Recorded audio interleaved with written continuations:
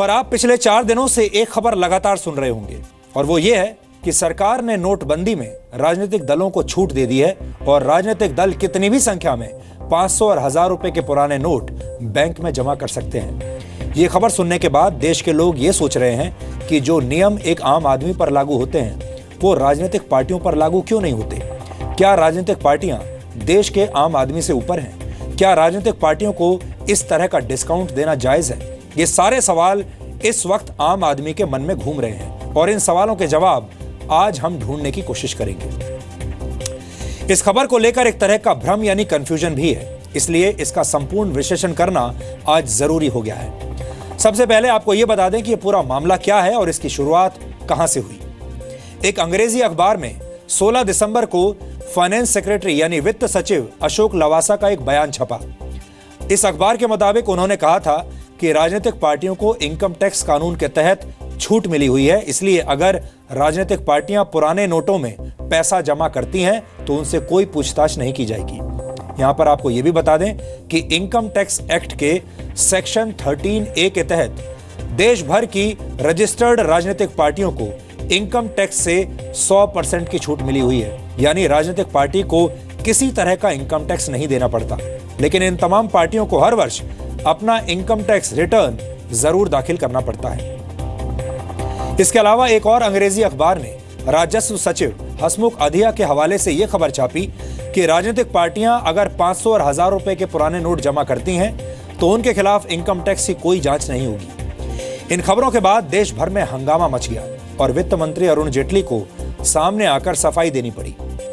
अरुण जेटली ने यह साफ किया कि सरकार ने राजनीतिक पार्टियों को चंदे में मिलने वाली छूट के नियम कानूनों में कोई बदलाव नहीं किया है। लेकिन साथ ही अरुण जेटली ने यह भी कहा कि डीमोनेटाइजेशन यानी नोटबंदी के बाद कोई भी राजनीतिक पार्टी 500 और 1000 रुपए के पुराने नोटों में चंदा नहीं ले सकती और अगर कोई भी पार्टी ऐसा करती हुई पाई गई तो उसके खिलाफ कार्रवाई जरूर होगी। अरुण जेटली ने यह भी बताया कि आम लोगों की तरह ही सारी राजनीतिक पार्टियों को 30 दिसंबर तक सारे पुराने नोट बैंकों में जमा करने ही होंगे।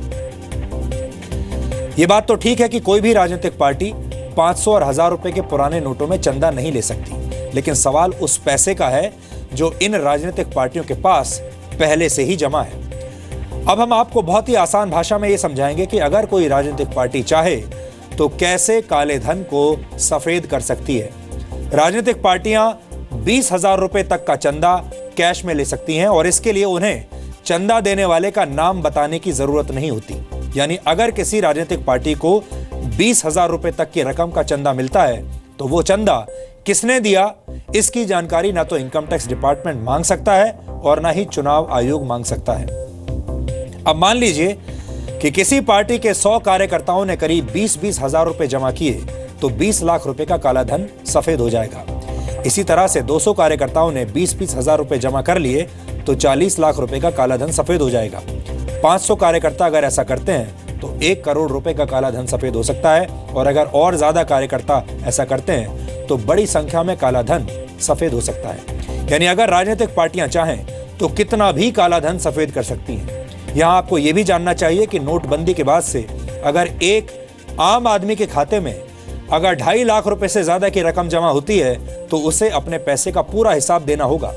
लेकिन अगर कोई राजनीतिक पार्टी अपने खाते में करोड़ों रुपए जमा करके ये कहती है कि उसे ये पैसे चंदे में मिले हैं तो उस पार्टी से कोई पूछताछ नहीं होगी, क्योंकि राजनीतिक पार्टियों को 20,000 रुपए तक के चंदे का कोई हिसाब नहीं बताना पड़ता। हालांकि सरकार की सफाई भी अब आई है। सरकार का कहना है कि इस नियम का फायदा उठाकर काला धन सफेद करने वाली राजनीतिक पार्टियों पर नजर रखी जा रही है। Central board of direct taxes के मुताबिक इनकम टैक्स एक्ट में राजनीतिक दलों के खाते की जांच को लेकर काफी प्रावधान है। सीबीडीटी के मुताबिक सिर्फ रजिस्टर्ड राजनीतिक दलों को ही चंदे पर टैक्स में छूट है। एक तय समय के भीतर राजनीतिक दलों को चंदे के बारे में चुनाव आयोग को रिपोर्ट सौंपनी होगी।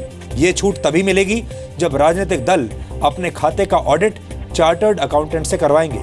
कुल मिलाकर मामला यह है कि हमारे देश में आम आदमी पर सब तरह के नियम कायदे थोपे जाते हैं और ये उम्मीद की जाती है कि वो सारे नियमों का पालन करेगा और आम लोग ऐसे नियमों का सम्मान करके अपनी जिम्मेदारी निभाते भी हैं। लेकिन अब राजनीतिक पार्टियों पर अपनी जिम्मेदारी निभाने का सवाल आता है जब ये सवाल उन पर आता है तो वो नियमों की पतली गलियों के बीच से अपने लिए एक चोर रास्ता निकाल लेती हैं। सवाल यह है कि जिस तरह आम आदमी पर नियमों के पालन का दबाव होता है, उसी तरह इन राजनीतिक पार्टियों पर यह दबाव कब पड़ेगा।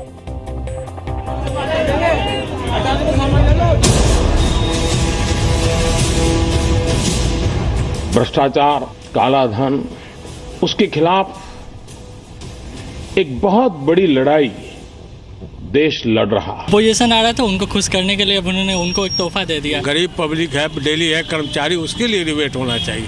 पॉलिटिकल पार्टी तो ऐसी है, ब्लैक मनी है। जितना लोग अपना डाल लेगा पार्टी के नाम में, और फिर बाद में अपना निकलते रहेगा। जनता का ये गुस्सा इसलिए नहीं है कि वो 42 दिनों से कतार में खड़ी है, बल्कि आक्रोश इस बात को लेकर है कि काले धन के खिलाफ शुरू हुई लड़ाई में राजनीतिक दलों को छूट बरकरार क्यों है, उनके खिलाफ सख्ती क्यों नहीं। दरअसल केंद्र सरकार ने राजनीतिक दलों को मिलने वाली ये छूट बरकरार रखी है, जिसमें एक व्यक्ति रजिस्टर्ड पॉलिटिकल पार्टी को चंदे के तौर पर 20,000 रुपए तक दे सकता है। इस चंदे में 500 और 1,000 के पुराने नोट भी शामिल हो सकते हैं। आम आदमी अगर आज अपने इलाज के लिए पुराना नोट नहीं रख सकता, अपने बाकी कामों के लिए पुराना नोट नहीं रख सकता, लेकिन पॉलिटिकल पार्टीज को चंदा पुराने नोट से दे सकते हो, इसका क्या मतलब है? इसका मतलब एक ही है कि पॉलिटिकल पार्टीज ब्लैक मनी में इन्वॉल्व हैं। पॉलिटिकल पार्टीज अपने आप को ब्लैक मनी को वाइट करने की अपने आप खुद मशीनें घोषित कर चुके हैं। जब प्रधानमंत्री नरेंद्र मोदी ने कहा था कि 8 नवंबर के बाद जिसके बैंक अकाउंट में 2.5 लाख से ज्यादा रुपए जमा हुए, उसका पूरा हिसाब किताब लिया जाएगा, तो लोगों को लगा कि ये नियम जनता, नेता, संस्था और राजनीतिक दल सबके लिए होंगे। बिना हिसाब का अगर कुछ आया हाथ तो उसका देश आजाद हुआ तब से आज तक का हिसाब चेक करने वाला। लेकिन यहाँ तो जनता के पैसे और राजनीतिक दलों के पैसे के लिए सिस्टम के मापदंड अलग अलग हैं। यानी आपके अकाउंट में 2.5 लाख रुपए से ज्यादा के पुराने नोट जमा कराने पर आपसे पूछताछ होगी, लेकिन राजनीतिक दलों के अकाउंट्स में 20-20 हजार जमा करके इस आंकड़े को करोड़ों तक पहुंचाया जा सकता है। एक कैदी 20,000 रुपया भी यदि वो दिखाते हैं और उसके हिसाब से तो आप देखिए कि 200 करोड़, 500 करोड़ या 1,000 करोड़ भी दिखाना बहुत आसान होगा। तो जनता यदि 2.5 लाख का उससे हिसाब मांगा जाए और 1,000 करोड़ जो अपनी पार्टी में दिखाते हैं इस एक महीने के या अगले पिछले 6 महीने में, क्या उनका हिसाब किताब नहीं पूछेंगे? तो जनता उसे मानेगी कि हमारी आंखों में धूल झोंका गया और हमें परेशान किया जा रहा है, इंस्पेक्टर राज लाया जा रहा है और पॉलिटिकल पार्टी का कोई हिसाब सामने नहीं आ रहा है। 10 करोड़ कार्यकर्ताओं वाली पार्टी बीजेपी के मुताबिक पीएम मोदी चाहते हैं कि राजनीतिक दलों के चंदे पर बहस होनी चाहिए, लेकिन बहस के बाद फैसला लेने की भी जरूरत है। इस शीतकालीन सत्र के उद्घाटन के दिन ही इस देश के प्रधानमंत्री नरेंद्र मोदी ने सभी पार्टियों की बैठक में कहा था कि सभी पॉलिटिकल पार्टियों की चंदा लेने की पद्धति पर चर्चा होनी चाहिए, बदलाव होना चाहिए। नोटबंदी से बौखलाया विपक्ष भी काले धन से छूट के मामले में सरकार के साथ है। अब काला धन अलग है चीज है, राजनीतिक दल अलग है, और राजनीतिक दलों में तो भारतीय जनता पार्टी जितनी हिंदुस्तान की राजनीतिक दल है, रीजनल पार्टियां हों या नेशनल पार्टियां हिंदुस्तान की जितनी भी हैं, उससे 10 गुना भारतीय जनता पार्टी अकेला इलेक्शनों में पैसे खर्च करता है। बिल्कुल ये गलतफहमी है, ये एक अफवाह है जिसको सावधानी से समझने की आवश्यकता है। पॉलिटिकल पार्टी को तो 20,000 से ऊपर का अगर चंदा मिलता है तो उसका तो उनको हिसाब किताब देना ही होता है। ये आज से नहीं, पहले से है। ये बात सही है कि इनकम टैक्स कानून के तहत पहले से ही राजनीतिक पार्टियों को अपने खाते में बिना टैक्स के कैश जमा करने की छूट है, लेकिन अगर राजनीतिक दल इस छूट का फायदा उठाकर कालाधन सफेद करने में लग जाएं, तो फिर आम आदमी को गुस्सा क्यों ना आए।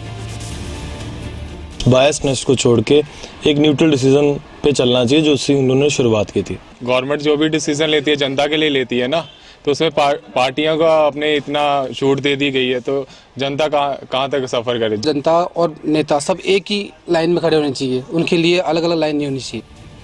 हालांकि अब चुनाव आयोग ने सरकार को सुझाव दिया है कि राजनीतिक दलों को 20,000 वाली छूट के बजाय यह लिमिट अब 2,000 रुपए कर दी जाए।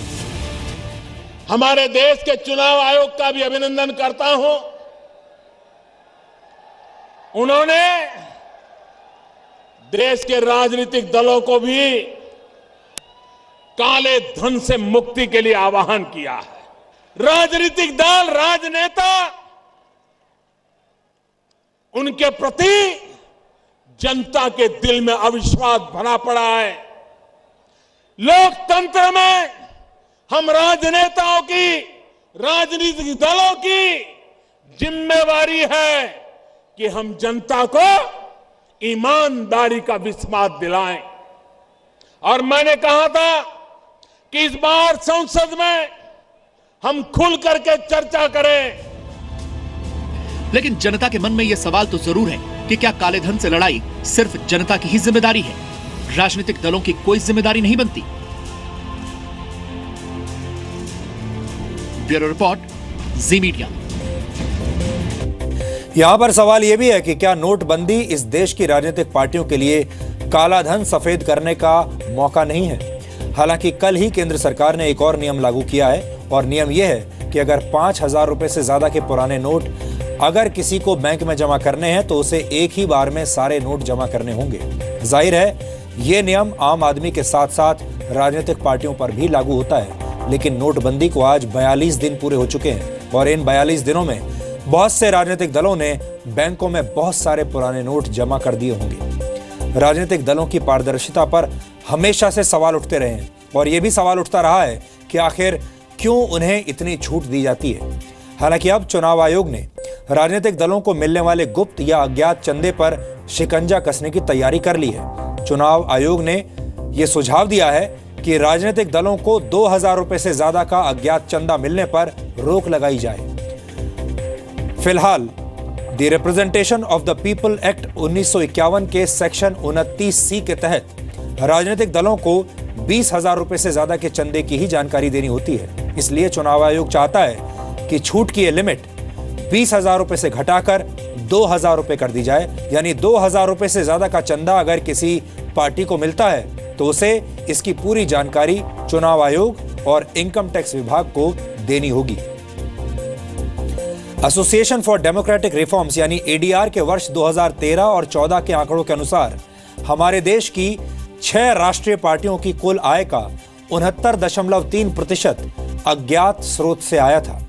एडीआर के आंकड़ों के अनुसार वर्ष 2013 और 14 में 6 राष्ट्रीय राजनीतिक दलों के पास कुल मिलाकर 1,518 करोड़ 50 लाख रुपए थे। इसमें से 813 करोड़ 60 लाख रुपए अज्ञात लोगों से मिला हुआ चंदा था। इन पार्टियों को पार्टी के कूपन बेचकर 485 करोड़ 80 लाख रुपए की आय हुई थी और वर्ष 2013 और 14 में कांग्रेस की कुल आय का 80.6% और बीजेपी की कुल आय का 67.5% अज्ञात स्रोतों से आया था। अब आप अंदाजा लगा लीजिए कि ये पार्टियां कितनी ट्रांसपेरेंट हैं, कितनी पारदर्शी हैं। राजनीतिक दलों पर रिसर्च करने वाली संस्था एसोसिएशन फॉर डेमोक्रेटिक रिफॉर्म्स यानी एडीआर के मुताबिक वर्ष 2014 और 15 में 5 राष्ट्रीय पार्टियों की आय में 39% का इजाफा हुआ। कुल मिलाकर पार्टियों को मिले 54% डोनेशन के सोर्स का पता नहीं चला, यानी आधे से ज्यादा पैसा ऐसा था, 54% पैसा ऐसा था जिसके सोर्स के बारे में इन पार्टियों ने बताया ही नहीं। कुल मिलाकर बात यह है कि राजनीतिक दलों को भी आम आदमी की तरह अपना अकाउंट पारदर्शी रखना चाहिए। अगर वो कुछ गलत नहीं कर रही हैं तो फिर उन्हें कुछ भी छुपाने की जरूरत नहीं होनी चाहिए।